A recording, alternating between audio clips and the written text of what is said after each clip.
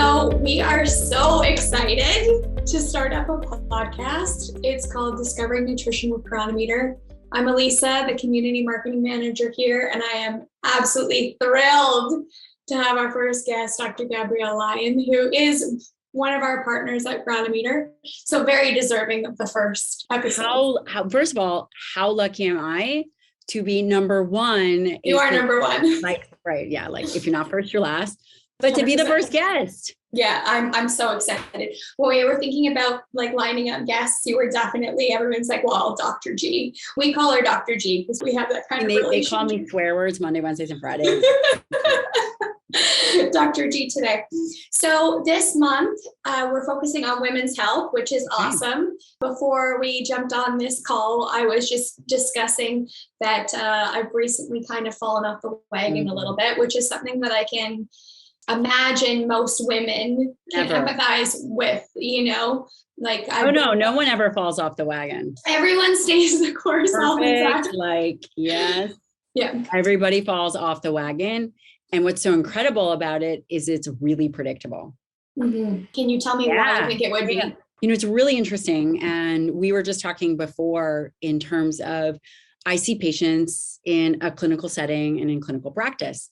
And there are certain things that I always see. And one of them in particular is weight fluctuations. And typically there is this thing that happens where people will get on a nutrition plan, any kind of plan, whether it's nutrition, weight loss, and they will do great for a period of time.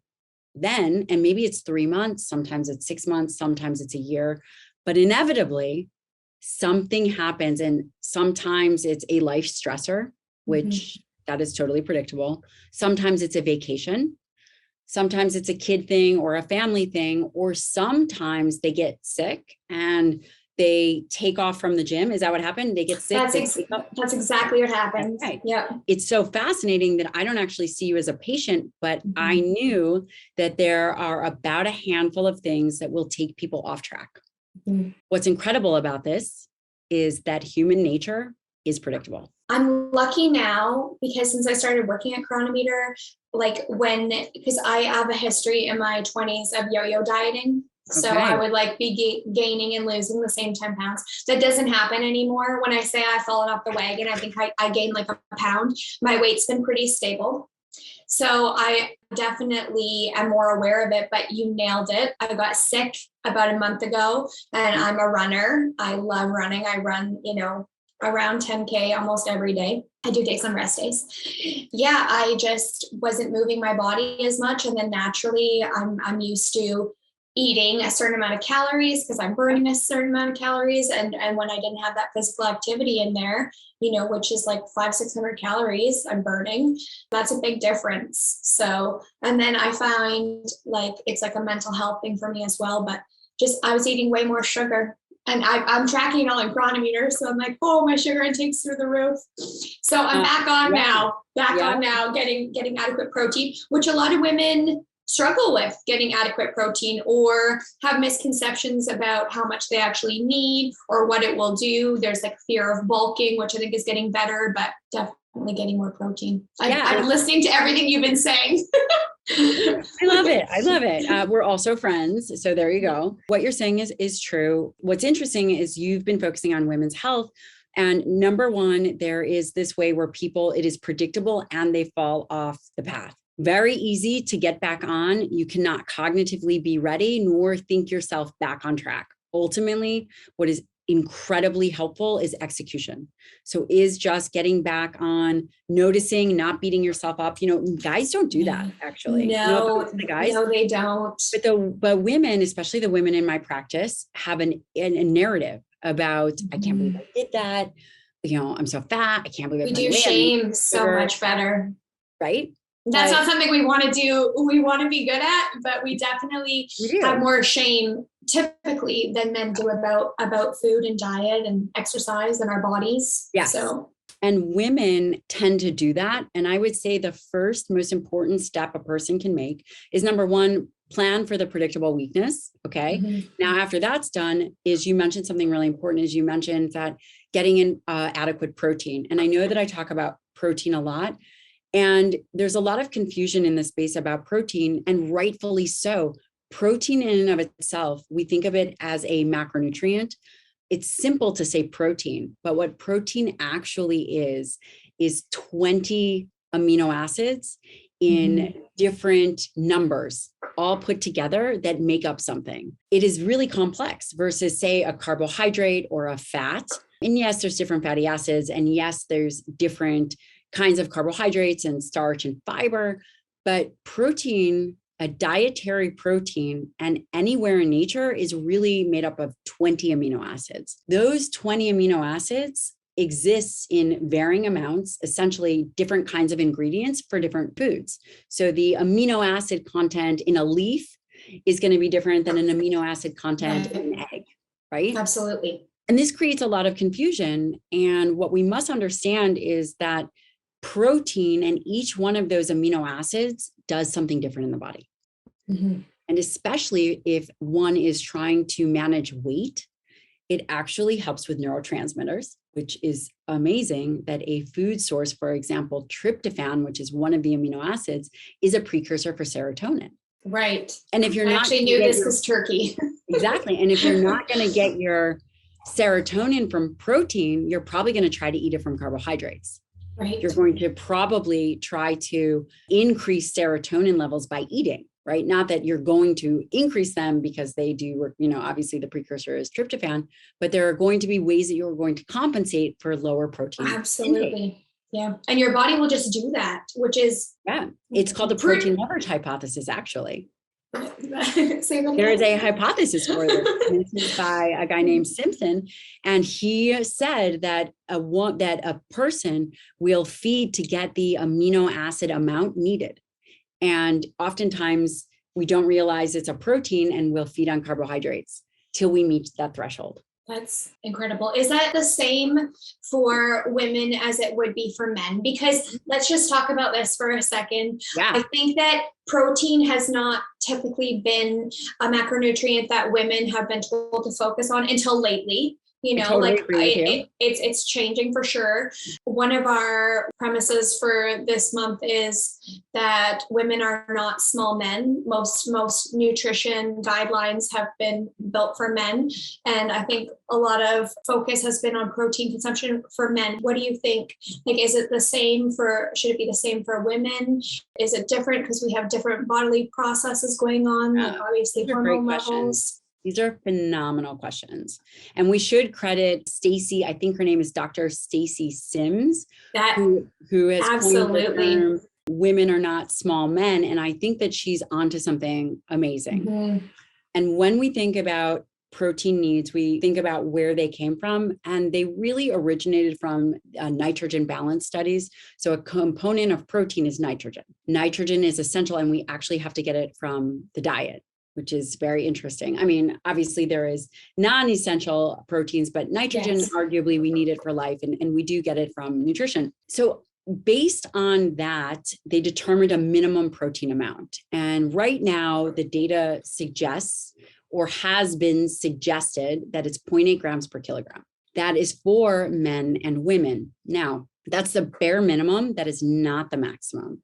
The bare minimum is 0.8 grams per kilogram. And the average woman eats about 65 grams of protein a day. Right.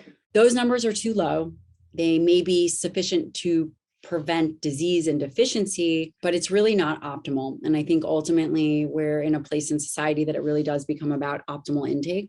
The next thought is, really, these were based on, yes, largely male studies, and typically they came out of World War II when they were looking at soldiers. And that was one way that they determined the amounts. Now, the way that I think about it is really protein needs are based on body size and not sex. And men tend to be bigger than women, of course. Typically, yeah. And it really is, regardless of the hormonal milieus that are different, right? So testosterone is typically higher in men, estrogen and progesterone is higher in women. Does this change protein needs? And I would argue and say for skeletal muscle, which is the amino acid reservoir of the body, it doesn't. So you, my friend, would need the same amount of protein as a male your size. Okay, this is interesting. Yeah. Now, a few caveats to this. What about pregnancy? I was just going to say, what about when women have their periods? Do they need more, or when they're pregnant or breastfeeding? Are there instances where we need to increase our intake? Okay, I'm so glad you asked.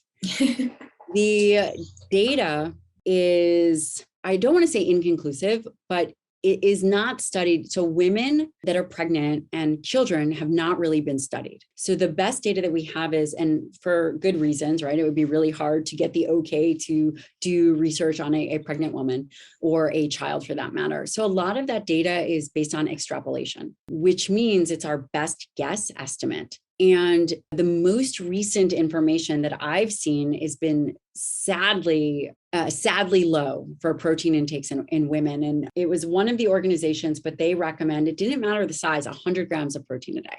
Okay. To me, that is too low. I still recommend 1 gram per pound ideal body weight as a base. Absolutely. So for example, when I was pregnant, I think I got to be 150 pounds. But my normal body weight was, 120. Mm-hmm. So I had a minimum of 120 grams of protein a day. I mean, it's not entirely true because I was really sick and vomiting a lot, but I tried. But you did your best. I did my best, but that's what would be a suggestion for, pregnancy. And it is a high growth activity rate. Again, if you don't get your nutrients from your food, the body's going to take it. If you're not getting enough calcium, if you're not getting the nutrients you need for the fetus, your body's going to take it. It's going to take it from you, from the bone, from, your stores, and then provide for the fetus because you're unimportant. You were just the host at this point. Right. So you're just the host. But I mean, that's good. To an extent, that's good. But then you can avoid all of that just by eating proper nutrition or supplementing when needed. So let's talk about a couple strategies because a lot of women, So let's make this practical because I think that I am very interested in the science and the history, and everyone is probably like falling asleep at their dad. I'm so sorry. I hope we love this. We love this. I hope that this is video and you're not listening to me and nodding out. I'm much more entertaining. It's going to be both. The people that can't see Dr. G is just lovely, animated, and beautiful. So I like texted her, make sure she said that.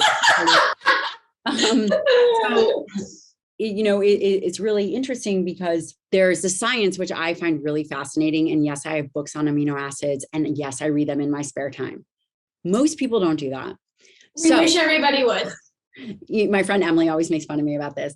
But the reality is what is applicable and how can we take the science and actually say, okay, well, here are a handful of executable actions that you can take to make your life better. And if you are pregnant, if you are a woman, if you have fallen off track, a great thing to do would be to start with a protein shake. I don't care what time of day it is. It can be a snack, it can be breakfast, it can be dinner, but anchoring that meal in protein, you don't even have to think about it, right? I'm very busy. I don't really cook. I'm somewhat of a disaster in the kitchen. So for me, if and when I do a shake, it is not going to be a smoothie. It's going to be a protein shake. And what does that mean? That could be whey protein. It could be a rice pea blend. It could be an animal-based blend like an egg, beef, combo. That is a fantastic way to get your nutrients in if you're pregnant. I'm not your doctor. I'm not telling you what to do, but this is just kind of general information. You can do a scoop of greens, a scoop of reds, a scoop of protein, and that protein shake, you could easily put and get 40 grams of protein. Oh, easy.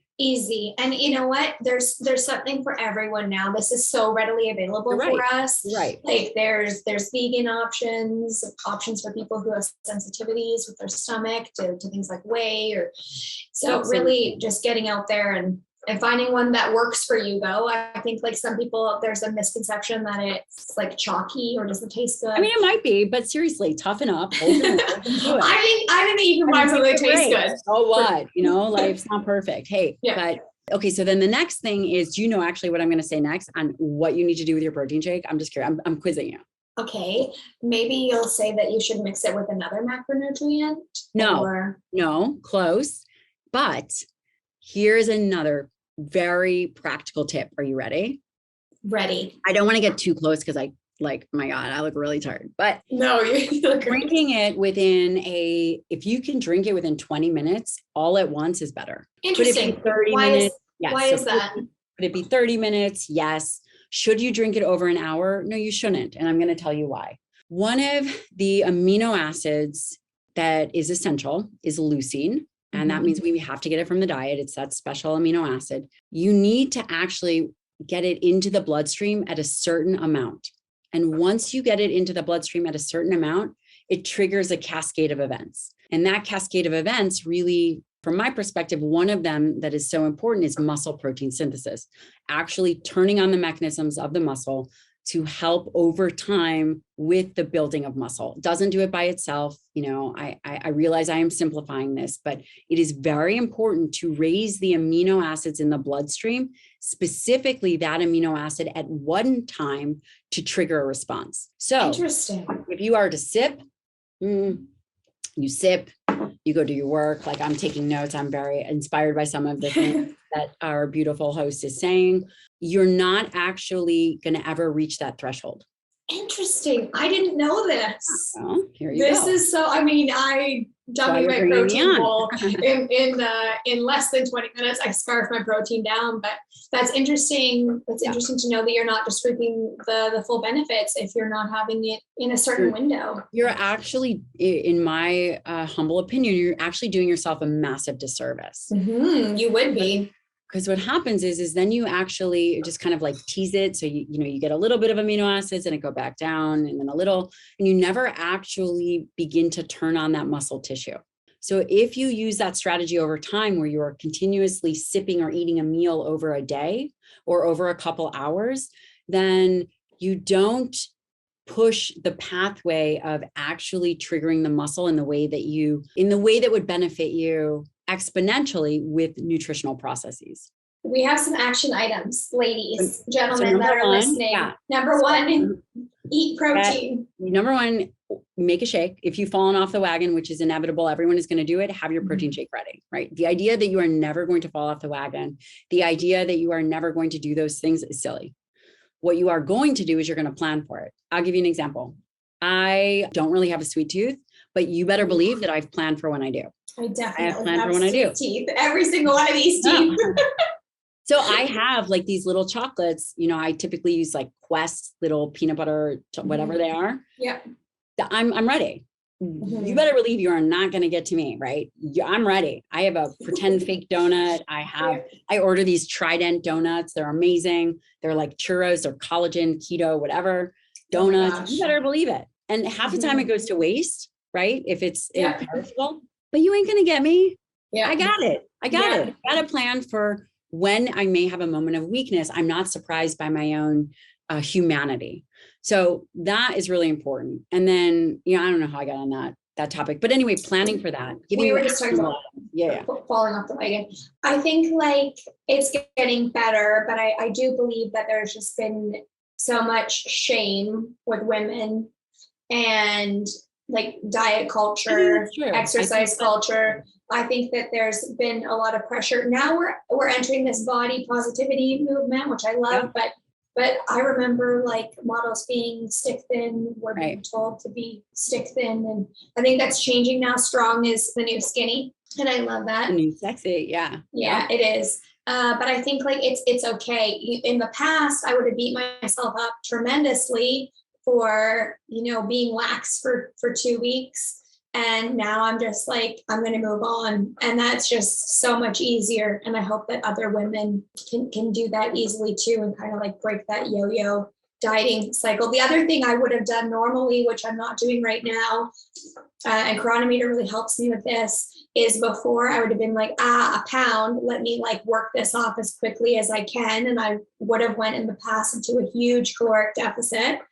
And now I'm just like, just get back on plan. I'm just eating what I would have eaten before, strategy. Not doing a significant reduction in calories, because that has some hormonal implications, right?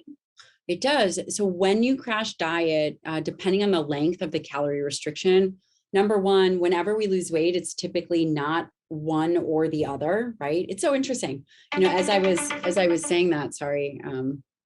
My husband is FaceTiming me from the other room. Okay.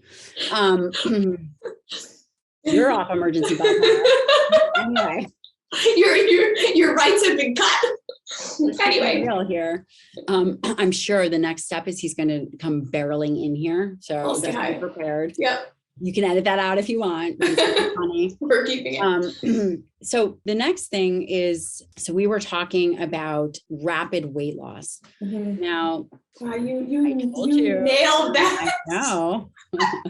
Rapid weight loss. You better give me a foot rub now.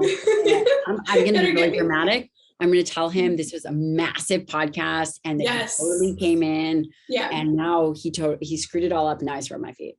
I'm on to it. And then he's going to watch this and go, wow, you're a total jerk. So rapid weight loss is not overall a great strategy. And when we think about rapid weight loss, people will say, okay, well, I'm going to just lose all this weight. I'm going to lose fat, but you're also going to lose muscle. And depending on the way in which you do it, will determine the percentages of what you would lose.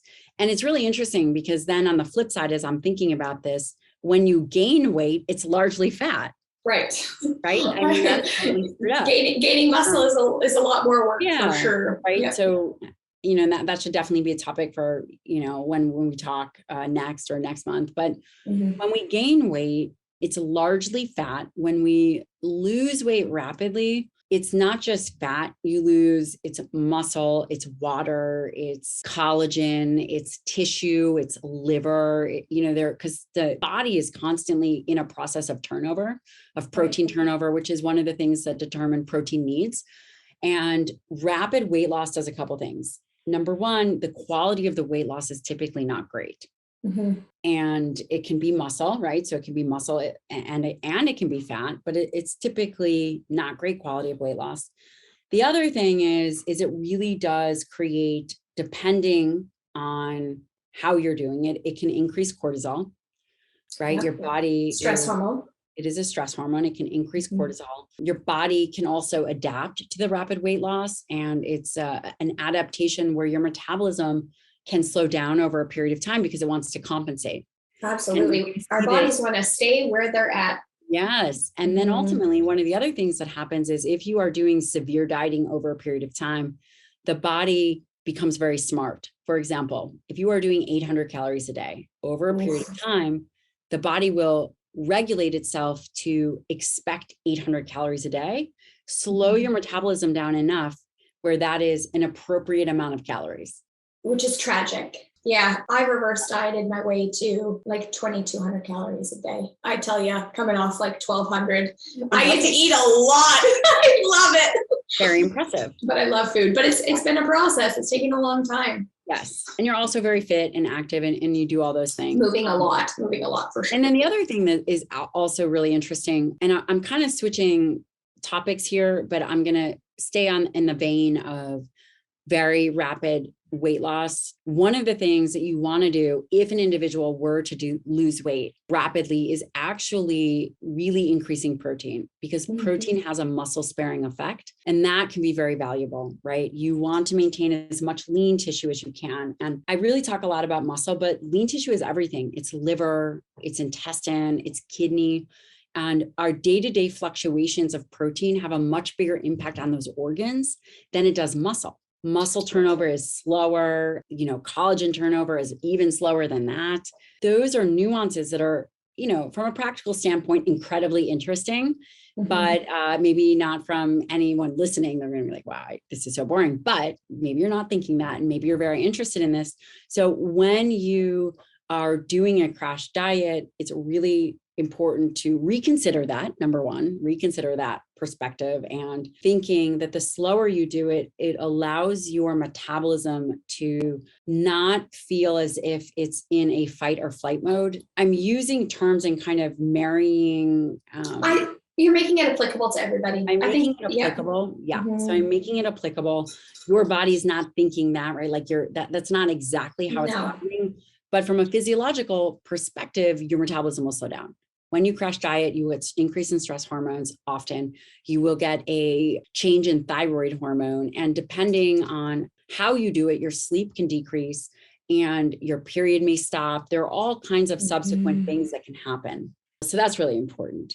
So it's not a long-term strategy, but if you were to fall off the wagon and want to get back on the wagon, what are some of the things that you can do to, say, augment willpower? And this is really a good time to be very strict with your feeding schedule. Right. And that means this is, there's a big push for intermittent fasting. And, I fast myself, but this would be a great place to really implement 3 meals a day that have equal amounts of protein. And why? People are like, why are you doing it now? Well, because your body's a bit dysregulated and you're requiring, you've kind of switched over. So you've given yourself 2 weeks, which is about the time it takes to readapt to a diet. And you've had a bunch of carbohydrates, and not you in particular, but definitely all the carbs.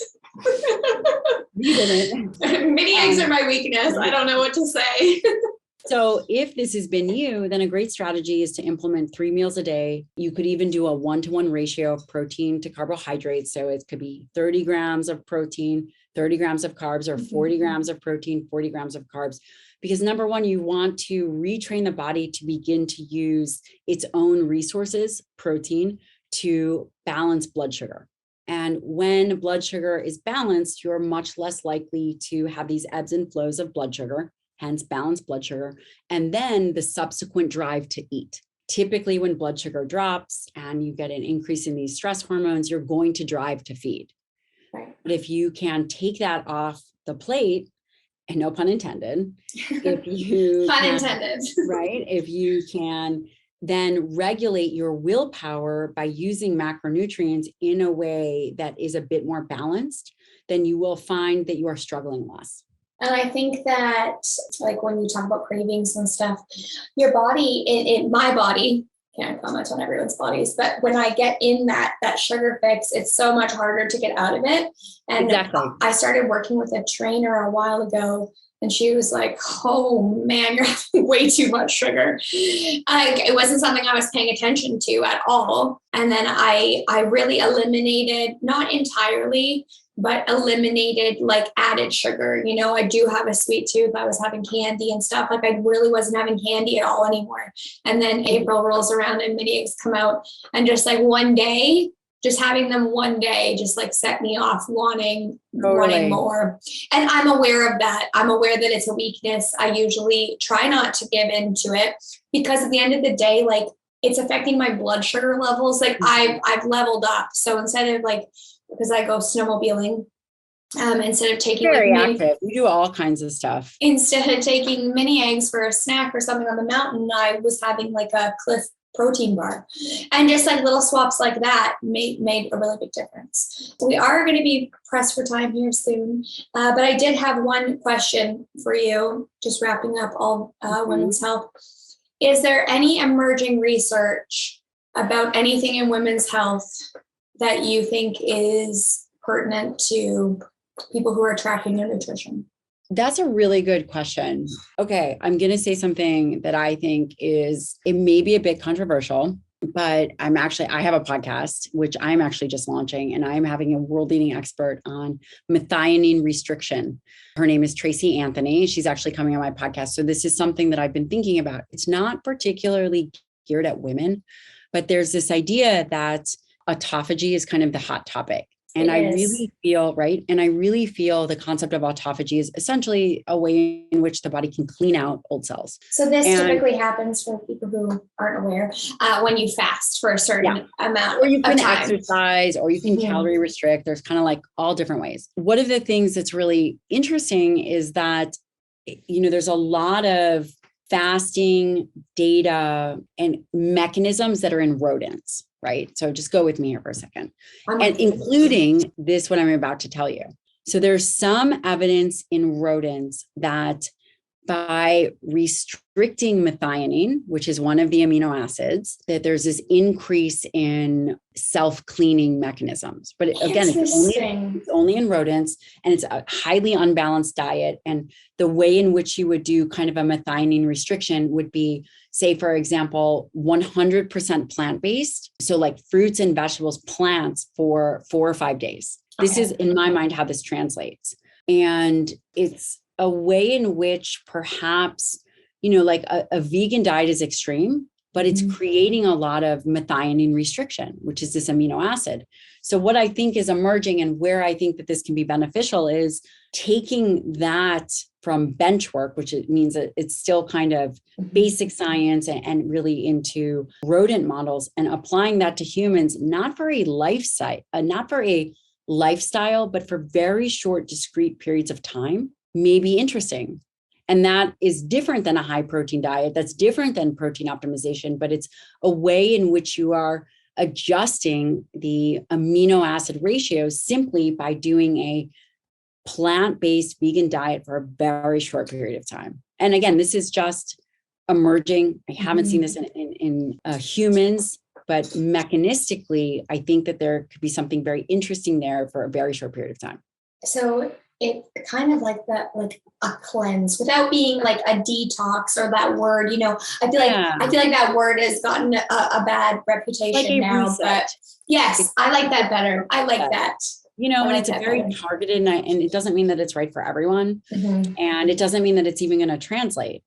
It'll be very interesting to hear what Tracy Anthony has to say and really where that could potentially work for humans. Because when you think about it, arguably, we weren't designed to eat the same thing over a period of time. We do live in different domains of the world. Different stuff is in season. There's things that are in season. And I think that nature is probably really smart, and we are just so far removed from it that we don't actually know. Yeah. I'm sure that there are times where hunting was really hard and fruits and vegetables were very plentiful. And on the flip side, maybe there are times where animals are just available. So I think that there's probably components to all of that whether it's plant-based for a period of time or animal-based for a period of time, in discrete ways in which it's done, I think is, there's potential benefits. That's awesome. So that's what I think is new and interesting. Well, I can't wait to hear more about that on your podcast. Yeah.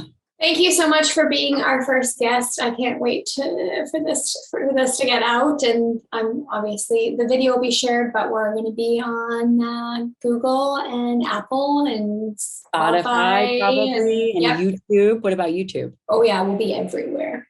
Okay, so and YouTube, and obviously I will put this in my newsletter. So thank you. We can find it too. We'll probably send it to all of our users so they can learn about. I think we covered some really good topics and gave some action items. I think first one. Yes. All right, guys. Well, thank you so much, Dr. G. Yeah. You're a star. Okay. We'll talk to you soon. Bye. Bye.